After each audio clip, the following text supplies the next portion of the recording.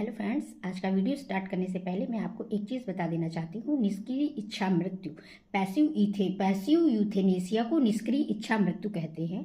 जो भी व्यक्ति लाइफ सपोर्टिव सिस्टम के साथ जी रहा है, उसे कोई ऐसी भयानक बीमारी हो गई या कोई ऐसी स्थिति में दुर्घटनाग्रस्त हो गया कि उसके बॉडी के ऑर्गन्स कई कई सालों तक कार्य करना बंद कर दिए हैं और लाइफ सपोर्टिव सिस्टम, जैसे इंसान कोमा में चला गया है और उसकी बॉडी के कोई भी पार्ट काम नहीं कर रहे हैं और उनको बाहरी लाइफ सपोर्टिव सिस्टम के साथ, वेंटिलेटर के साथ जीवित रखा गया है। सालों साल, 2-4 साल, 5 साल, 10 साल, 15 साल उनको इस सपोर्टिव सिस्टम के साथ जिंदा रखा जा रहा है। तो इसे कहते हैं, इन सारे सपोर्टिव सिस्टम को हटा देना निष्क्रिय इच्छा मृत्यु कहा जाता है। अब आगे की वीडियो देखने से आपको समझ में आएगा कि आज मैं आपको क्या बताना चाहती हूँ।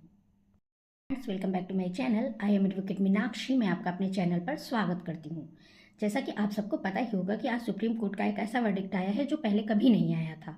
इस वर्डिक्ट में ये है कि एक पर्सन है जो कि गाजियाबाद के हैं और उनका नाम है हरीश राणा और 31 साल उनकी उम्र है और उनको पैसिव यूथेनेसिया दिया गया है कि मंजूरी दे दी गई है सुप्रीम कोर्ट से, जिससे कि वो अपने जीवन की समाप्ति लाइफ सपोर्टिव सिस्टम को हटाकर कर सकें। अब इस केस में क्या था कि जो ये हरीश राणा जी थे, ये 13 साल से लाइफ सपोर्टिव सिस्टम के उपयोग से चल रहे थे और इनको जो कोमा वाली स्टेज में ये जा चुके थे, इनकी बॉडी के कोई ऑर्गन ज़्यादा काम नहीं कर रहे थे और अगर लाइफ सपोर्टिव सिस्टम हटा दिया जाए तो ये किसी भी तरीके का वर्क नहीं कर सकते थे।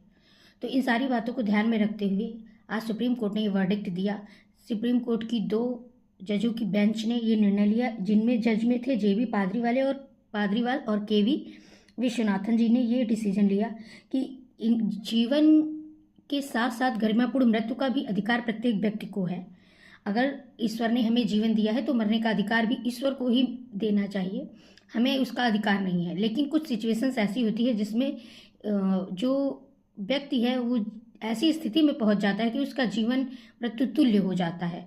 शरीर में कष्ट और वेदना इतनी ज़्यादा होती है कि वो बाहरी डॉक्टरों के सपोर्ट से तो काम कर जाता है, लेकिन उसकी अपनी सपोर्टिव सिस्टम ऐसा होता है, बॉडी एक भी ऑर्गन सही से कार्य नहीं कर रहे हैं। वो व्यक्ति 13-14 सालों से बेड पे पड़ा हुआ है और पूरे परिवार के ऊपर बोझ स्वरूप होता चला जा रहा है।